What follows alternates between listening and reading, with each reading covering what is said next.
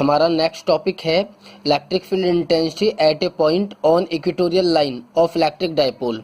तो स्टार्ट करते हैं।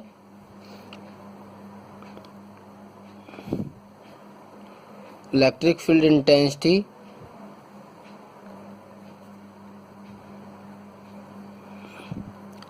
Eight A point on equatorial line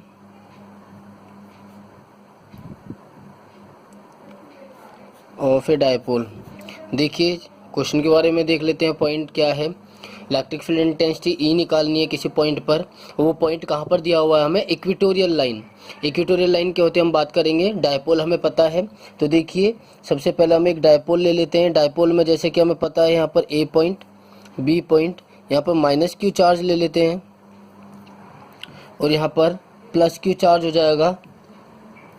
एक पॉइंट ए इसका सेंटर हो जाएगा, सेंटर ऑफ डाइपोल जिसे हमने नाम दिया था। तो ये डिस्टेंस हमारी ए, ये भी ए, क्योंकि टोटल डिस्टेंस 2a। तो यहाँ से देखिए स्टूडेंट्स हमारा क्या होगा, इक्वेटोरियल लाइन होती है हमारी जो इससे परपेंडिकुलर लाइन जाएगी सेंटर से। तो ये परपेंडिकुलर लाइन, तो यहाँ पर एक पॉइंट ले लेते हैं P। इस P पॉइंट पर हमें निकालना है इलेक्ट्रिक फील्ड। तो देखिए पहले जो हमने बनाया है जो डिस्कस कर लेते हैं, इसके बारे में थोड़ा सा नोट कर लेते हैं। Consider a electric dipole having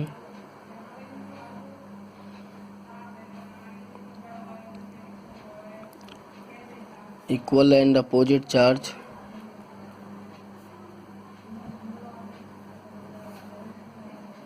minus q and plus q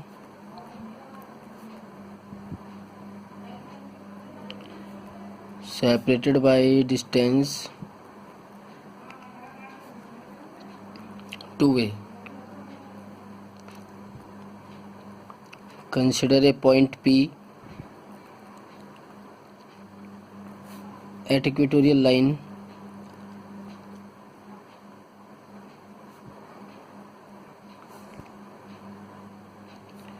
where we want to calculate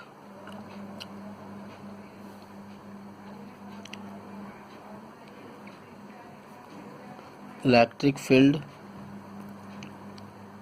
intensity. Okay student, ये समझ आया होगा। तो देखिए अब फिर से डायग्राम पर आते हैं। यहाँ पर माइनस क्यू और प्लस क्यू है, दोनों की वजह से एक इलेक्ट्रिक फील्ड होगा पी पर। तो देखिए पहले माइनस क्यू की वजह से यहाँ पर एक इलेक्ट्रिक फील्ड निकालते हैं। हमें पता है इलेक्ट्रिक फील्ड की डायरेक्शन माइनस की तरफ होती है, तो ये माइनस क्यू है, तो इस साइड हमारी क्या होगी इलेक्ट्रिक फील्ड, मान लिया E1। और प्लस क्यू से माइनस क्यू जाता है, तो ये प्लस क्यू है, तो इस साइड तो आएगी नहीं डायरेक्शन। तो हम क्या करेंगे, इसको, इसकी डायरेक्शन हमारी आउटसाइड जाएगी। समझ आया होगा स्टूडेंट आप सभी को। ओके, तो देखिए अभी मुझे ये डिस्टेंस सेपरेशन चाहिए होती है जब इलेक्ट्रिक फील्ड निकालते हैं, और ये वाली सेपरेशन भी चाहिए। तो हम क्या करते हैं, ये वाली जो सेपरेशन है O से P की, इसे ना x मान लेते हैं।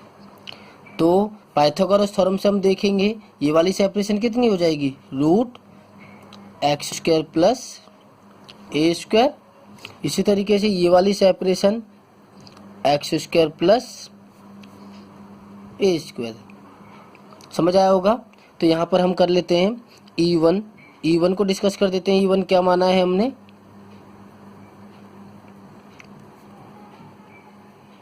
इलेक्ट्रिक फील्ड इंटेंसिटी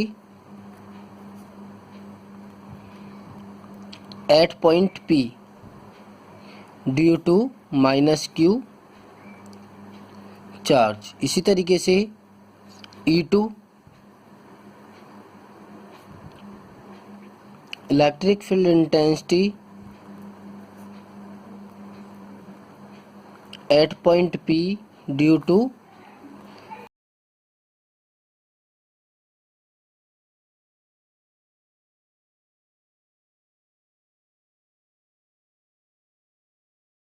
E1 की वैल्यू निकालेंगे पहले। तो E1 की वैल्यू हमें फॉर्मूला पता है 1/4 pi epsilon not Q divided by separation का स्क्वायर। तो सेपरेशन हमारी कितनी है यहाँ पर, √x² प्लस a² का स्क्वायर, स्क्वायर से रूट कट जाएगा तो जो हमारा E1 की वैल्यू आएगी 1/4 pi epsilon not Q divided by x square plus A square. ये हमारी इक्वेशन नंबर फर्स्ट। इसी तरीके से E2 की वैल्यू निकालेंगे 1/4 pi epsilon not Q divided by, देखिए यहाँ भी सेपरेशन हमारा वही सेम एक्स स्क्वायर प्लस ए स्क्वायर का स्क्वायर से स्क्वायर रूट कैंसिल, तो E2 की वैल्यू आ जाएगी हमारे पास, समझ आया होगा स्टूडेंट। तो यहाँ पर देखिए from equation first and second, तो यहाँ पर दोनों की दोनों जो इक्वेशंस है वो सेम है, तो हम लिख देंगे from equation first and second E1 and E2 are equal. तो जो E1 और E2 हैं वो दोनों की दोनों इक्वल हैं एंड एट एंगल थीटा, और किसी थीटा पर मान लेते हैं हम, तो थीटा एंगल पर अगर मानते हैं तो क्या होता है कि इसके कंपोनेंट्स रिजॉल्व होते हैं। आपको थोड़ी सी हिंट दे देता हूँ, जैसे कि ये वाई एक्सिस हो गया, ये एक्स एक्सिस हो गया।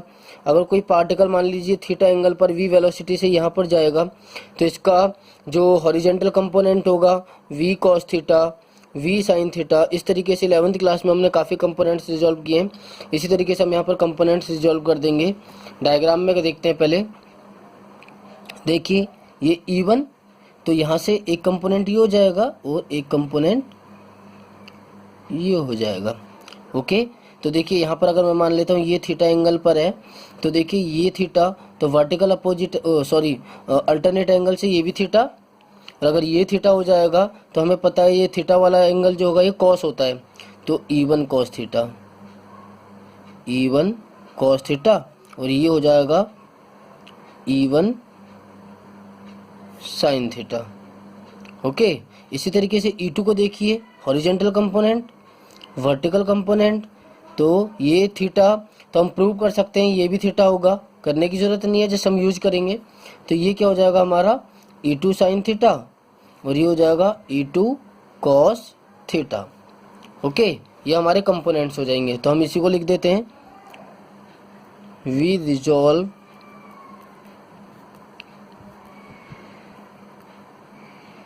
the components of E1 and E2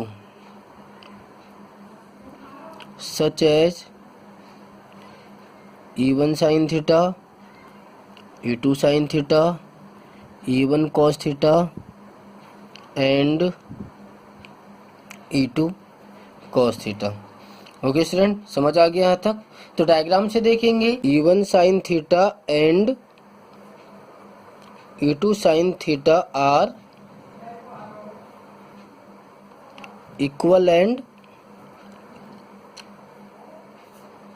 opposite,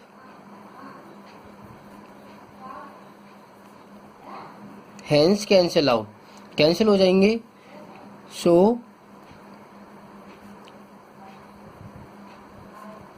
net electric field is due to cos component, cos component की वजह से नेट इलेक्ट्रिक फील्ड होगा, तो यहाँ लिख देते हैं नेट इलेक्ट्रिक फील्ड ई क्या हो जाएगा हमारा E1 cos theta plus E2 cos theta.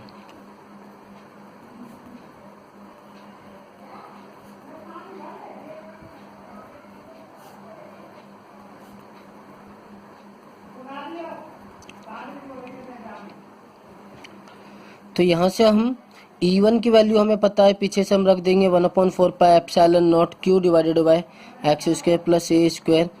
अब देखिए ट्रिग्नोमेट्री से कॉस थीटा क्या होता है हमारा, कॉस थीटा हमारा होता है बेस अपॉन हाइपोटेन्यूज। तो देखिए बेस अपॉन हाइपोटेन्यूज, तो यहाँ से हमारा ये राइट एंगल ट्रायंगल हो जाएगा, तो राइट एंगल ट्रायंगल से बेस अपॉन हाइपोटेन्यूज, ए अपॉन में रूट ए स्क्वायर, ए अपॉन में रूट एक्स स्क्वायर प्लस ए स्क्वायर। ये कॉस थीटा की वैल्यू है स्टूडेंट्स। तो यहाँ से देखिए Q इंटू 2 इंटू ए, Q इंटू 2a, तो Q इंटू 2a हमारा क्या होता है P, हम पहले पढ़ चुके हैं, डायपोल मोमेंट अपॉन में ये देखिए इसकी पावर कुछ भी नहीं है तो 1 है और इसकी पावर 1/2 मल्टीप्लाई हो रहे हैं, दोनों प्लस हो जाएंगे। एक्स स्क्वायर प्लस ए स्क्वायर की पावर 3/2।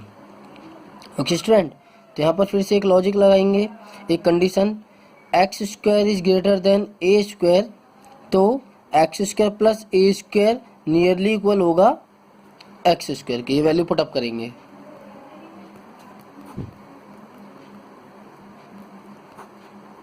एक्स स्क्वायर की पावर 3/2, 2 से 2 कैंसिल आउट, तो ई की value 1/4 pi epsilon not P upon x cube.